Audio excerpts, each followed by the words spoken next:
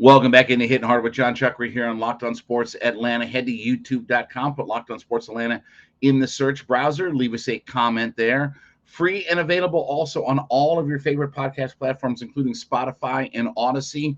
Download us for free. Leave us a 5-star review. And, of course, give me a follow on my personal Twitter page at JMCH316. Well, one guy last night for the Falcons who I did not think played well was Feleipe Franks. And it did become pretty much painfully obvious last night that if he can't figure out a way to convert to tight end and play an effective role as a tight end, he's got no spot on this team. Now, look, in the NFL today, teams, because I had some people tweeting me about, his ability as a quarterback. Teams don't care about third quarterbacks. I mean, if you're an NFL team is not putting in much time and investment or capital or anything into a third string quarterback, an emergency quarterback, because you get to that point in the NFL, you're gonna get crushed. I mean, you're playing all of the. I mean, when you talk about, you can't even barely find a guy to be a backup quarterback in the league nowadays. When you get to third quarterbacks, emergency quarterbacks, you're really scraping the bottom of the barrel in the sludge that's out there. Last night, Franks in the game was 2 for 6 for 8 yards, and that drive where they had a chance when they were first and goal from the 5-yard line. First off, that drive really frustrated me because they threw it 3 times. Didn't see a running play. And then Franks scrambled out at the end and just threw it away. Anyway, first and goal from the 5. You'd like to see the Falcons line up and try to run it at somebody, but we didn't. Okay, so you're trying to get Franks going and things like that. But you saw just the passes. I mean, he's not anywhere near. He doesn't give his guys a chance to catch or anything like that. And I understand he was a pretty good quarterback in college, but he was also very underwhelming. He was a guy that never really lived up to his hype and build coming out of high school into college. You saw last night, he can't be a quarterback in the NFL. And I'm cool with the idea of what he's embraced, right? Again, as Steve Weiss said to me, he did what Tim Tebow wouldn't do, and that's embrace changing positions. And he has done some good things in training camp. If you've watched him at camp and you've watched him in practice, he's done some good things at the tight end position. I'm not saying that he's going to knock Kyle Pitts off or he's going to remind you of, one of the top tight ends. He's not going to remind you of Kellen Winslow in his prime or anything like that. But he has done some good things, enough where you think that, okay, he can grasp what we're doing. Can we get him in the offense? But you saw last night, playing quarterback, and I really don't understand why they didn't play Ritter more. And I know injury and things like that, but that's you can get hurt just as easily in the co-practices as you can in the game last night. I would have liked to seen Ritter play even more, considering how well that he played, let him continue to build off of all of that.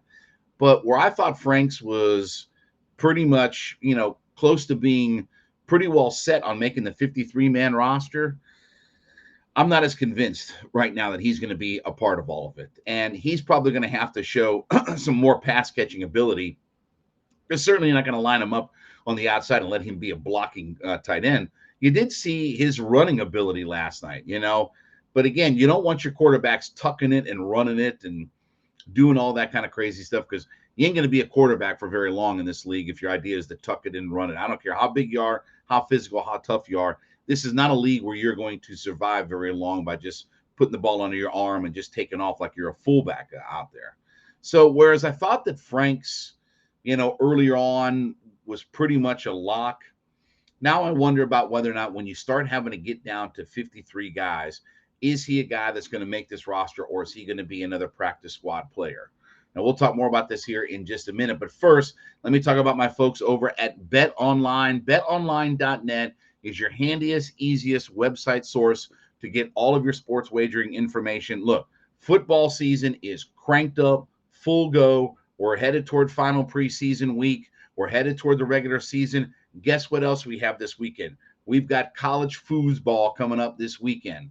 So we are full bore into football season, and not to mention that we are full bore into baseball pennant season. This is divisional races time. A lot of divisional races out there. Braves right now, obviously, we're going to talk about them coming up in the next segment. They're playing the Pirates right now.